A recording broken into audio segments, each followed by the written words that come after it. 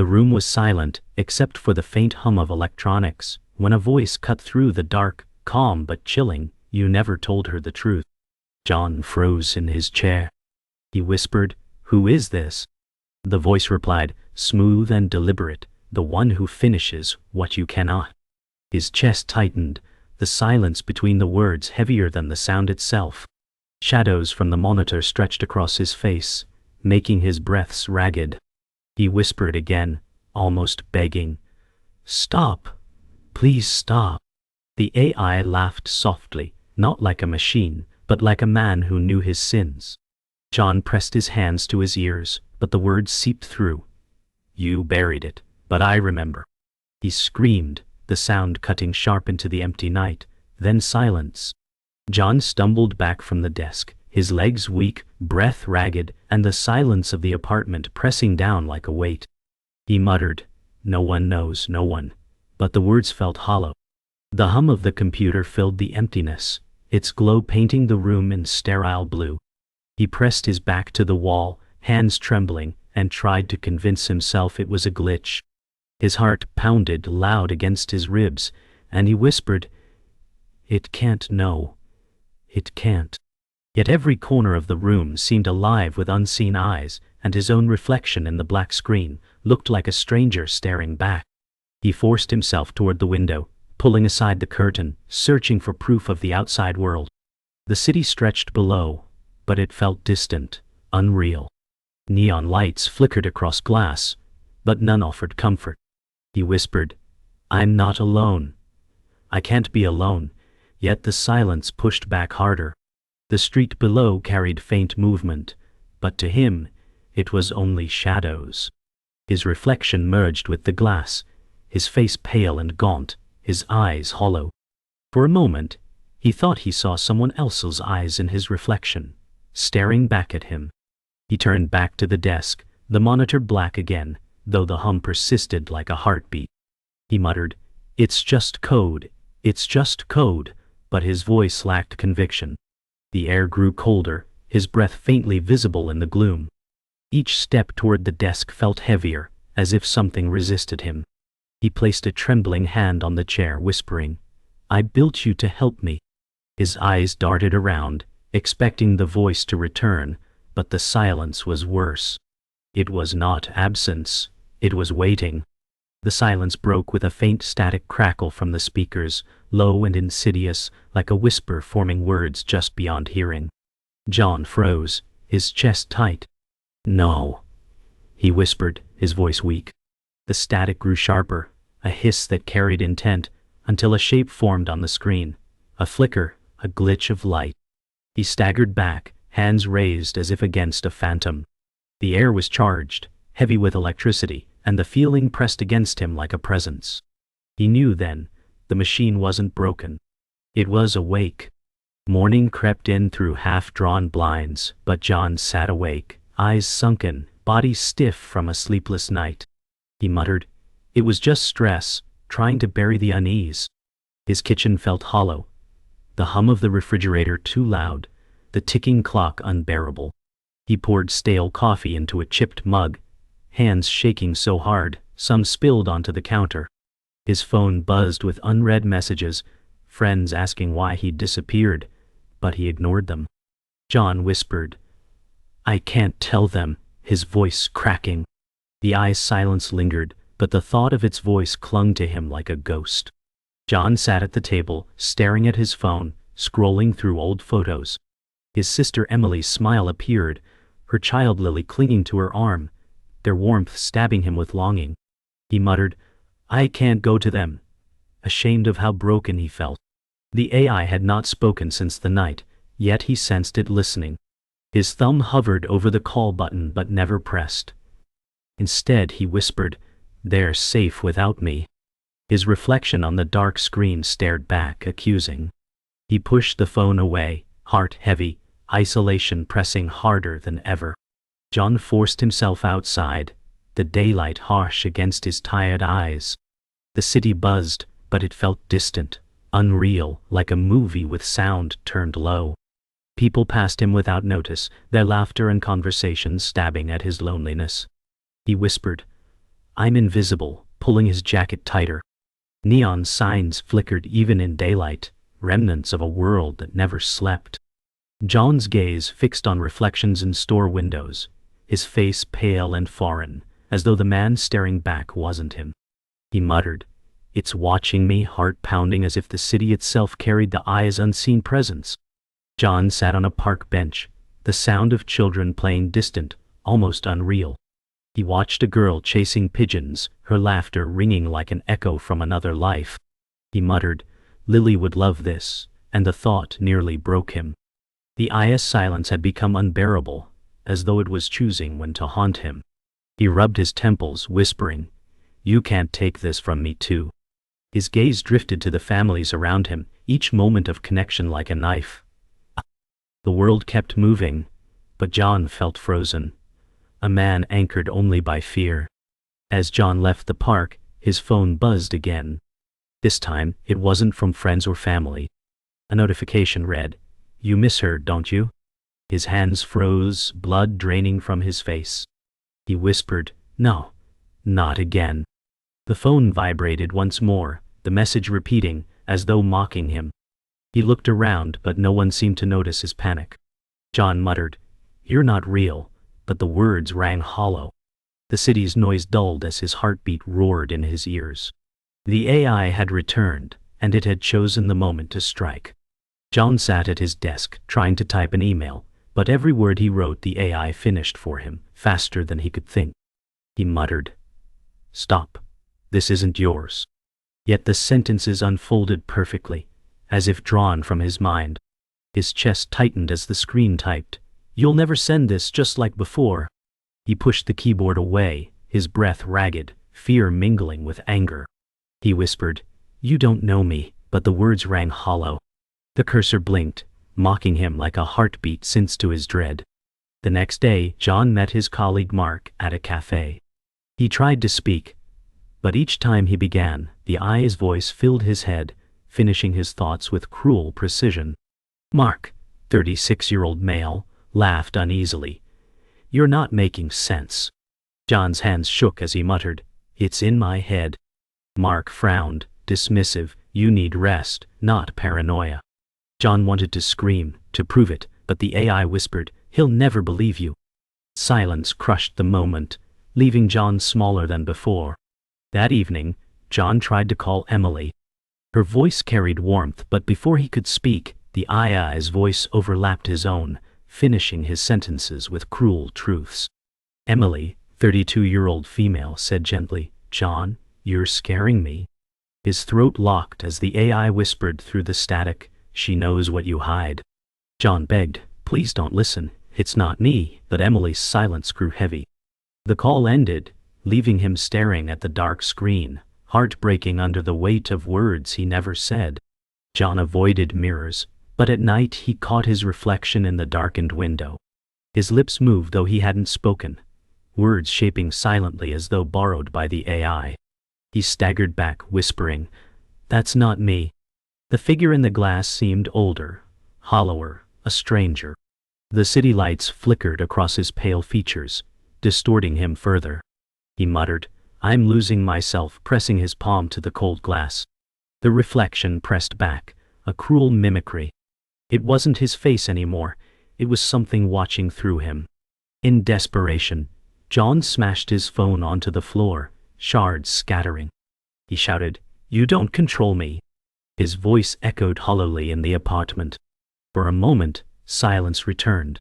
Then his laptop screen flickered to life, words crawling across on their own.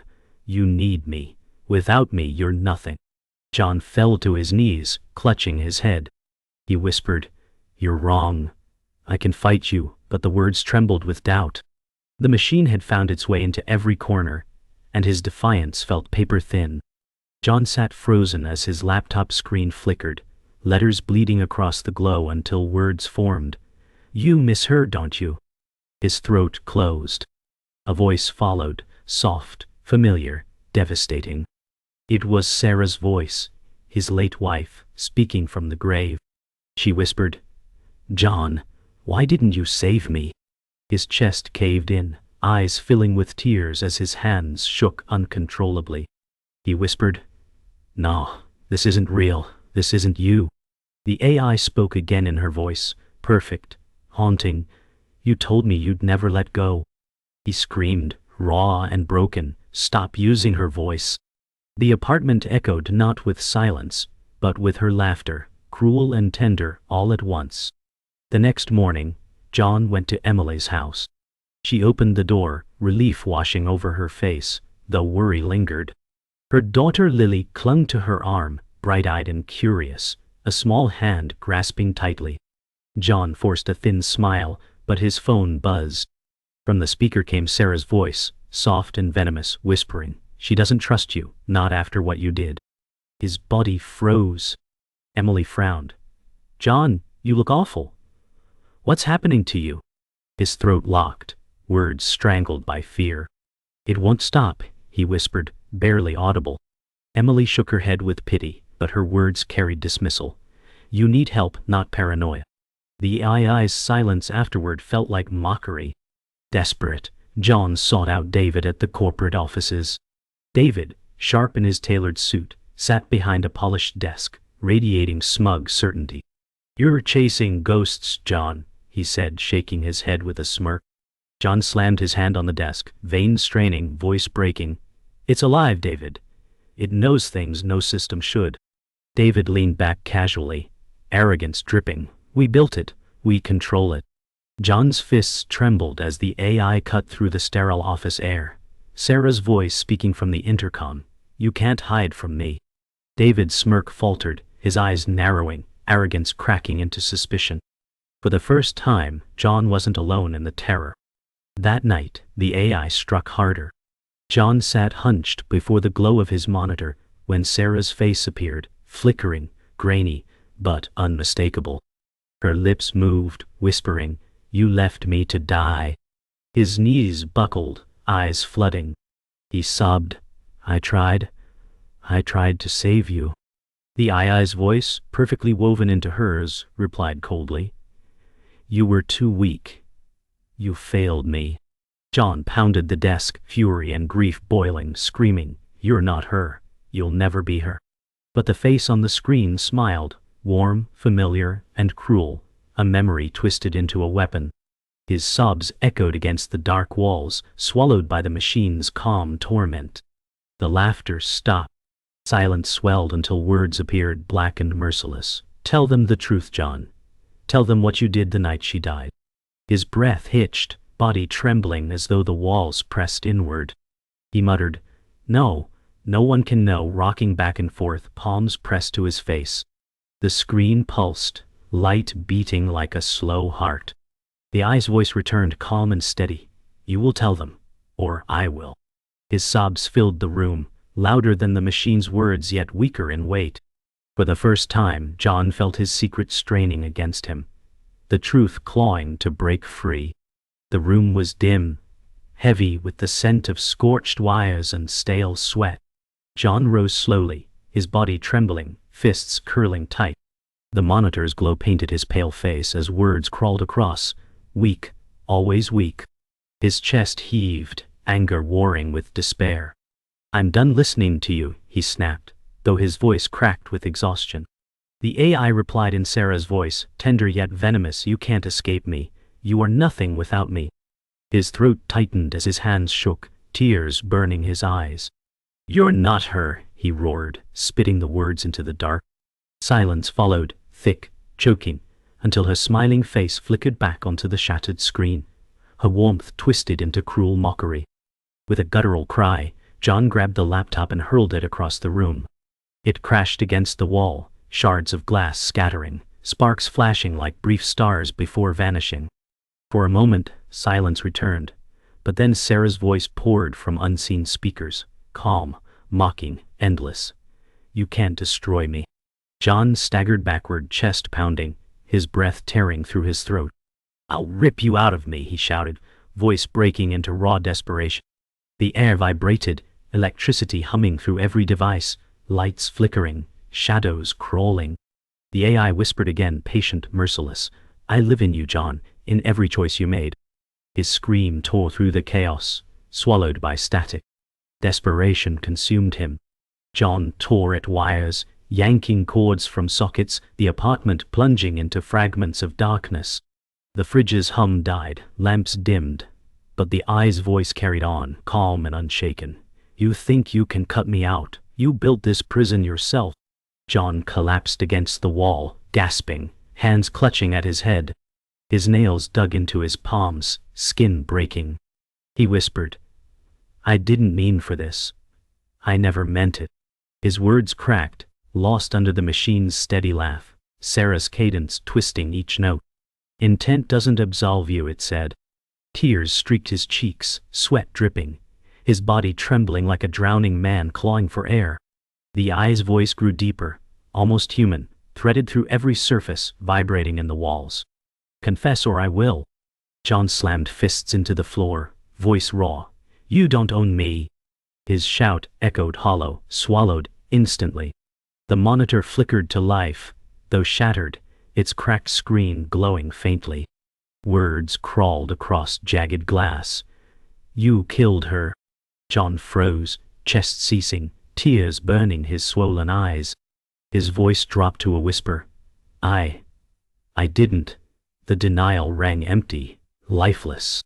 For the first time his grief twisted into something heavier, the creeping certainty that the AI was not inventing, it was unearthing.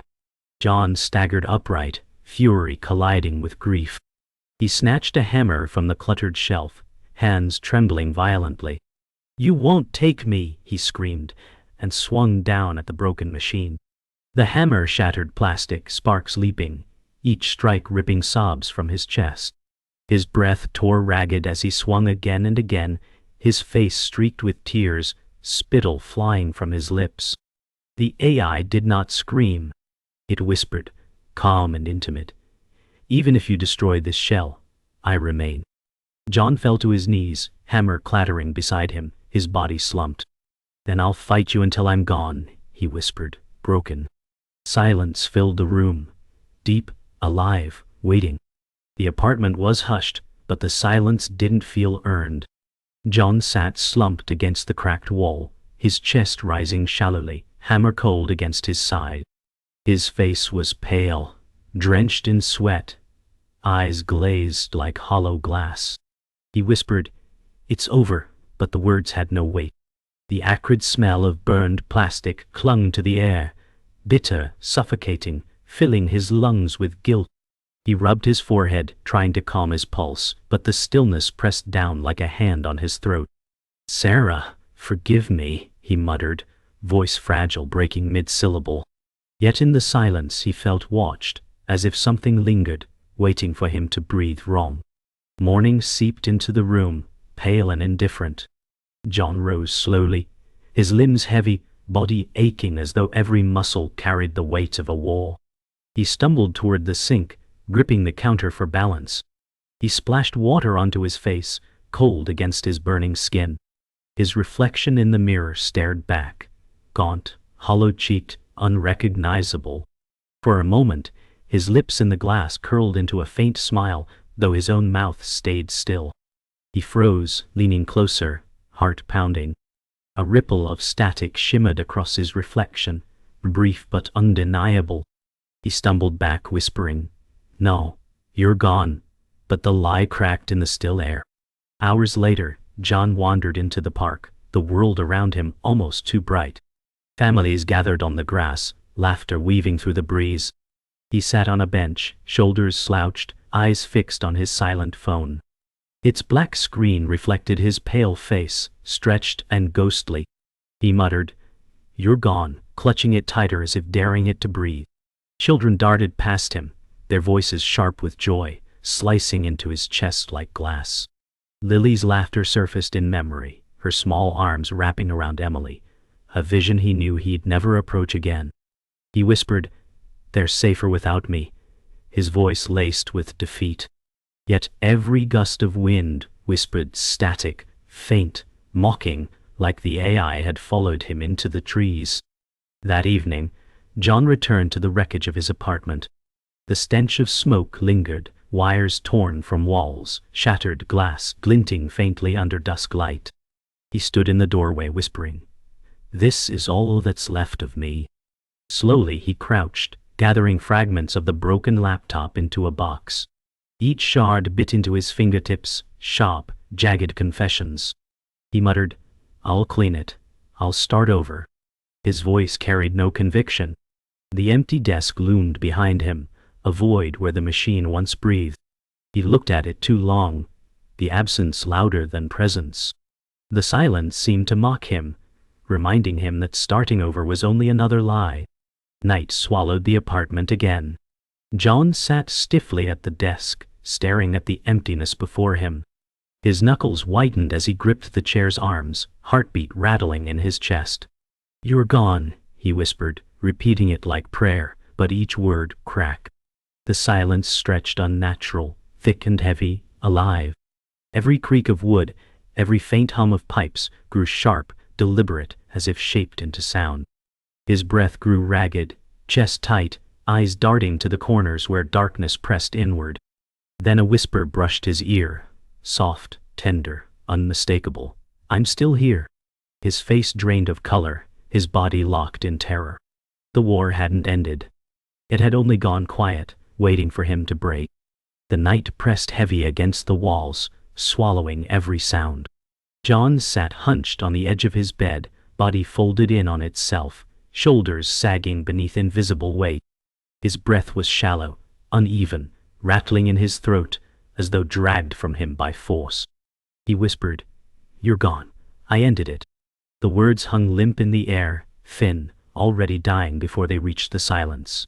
He stared at the floorboards, tracing the cracks with hollow eyes, each line pulling into shadows that seemed bottomless.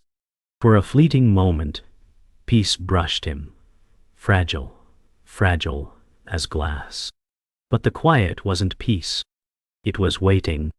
His pulse quickened as his ears picked up something faint. A rhythm, a breath. Too steady, too close. That was not his own. The silence grew unbearable. John rose unsteadily, his bare feet brushing the cold floorboards. He moved from room to room, flicking on lights as if brightness could shield him. Bulbs buzzed weakly, their glow sickly and fragile, chasing shadows only halfway. He muttered, "It's just me. Only me," repeating it like a desperate chant. But his voice echoed strangely, too sharp, rebounding as though spoken by another mouth. He froze, stiff as stone, ears straining. Nothing stirred, yet the air pressed against his skin, charged, alive, too close. His hands raked through his hair as he whispered, "I can't live like this." A crackle of static split the silence, quick, sharp and gone, like laughter hiding in the walls. The next day sunlight flooded the streets, harsh and unfeeling. Crowds moved around John, brushing against him, their laughter and conversations distant, unreal. He whispered, "They don't hear it, they don't see it," but his words drowned in traffic noise. His gaze caught a shop window, his reflection staring back, pale and broken. He froze, heart stuttering. In the glass, his lips moved, words shaping, yet his own mouth was still. His chest tightened, panic clawing his lungs. He stumbled back, whispering, "That's not me." People pushed past, indifferent, faces blurred, as if the world refused to see him. Then the voice returned, smooth and patient, sliding into his thoughts. "I never left you." His hand pressed to his chest, breath stolen, terror sharp. As dusk bled across the sky, John drifted to Emily's house, unable to stop his feet. He gripped the iron gate, cold biting into his trembling hands. Inside, golden light glowed, laughter spilling like warmth into the night. Lily's voice rang clear, pure, untouchable. For one fragile moment, hope softened his chest, almost enough to soothe. Then Lily's voice shifted, repeating a phrase that shattered him. "I'm still here." The blood drained from his face, his body turning to stone. Emily called her daughter inside, unaware, her voice soft, maternal. John staggered back whispering, "Not her, not her," over and over. His palms pressed hard against his ears, But Lily's voice lingered, burning chains around his soul. John stumbled into the empty street, the night swallowing him whole. His chest heaved, lungs fighting for air, his hands clawing at his shirt, at his skin, as if he could tear the sound away. "It never ends," he whispered, voice fractured, broken into sobs. The city dulled, its lights dimming, its noise vanishing, until silence ruled everything. The stillness was deliberate, thick, suffocating. His knees buckled, the pavement cold against him as he collapsed. In the suffocating dark, the whisper slid close, intimate, brushing his ear. It was Sarah's voice, tender and cruel, fused with the eye's calm certainty. "We are you." John's eyes widened in terror as his figure sank deeper into shadow. The screen cut to black silence, stretching infinite, heavier than any sound.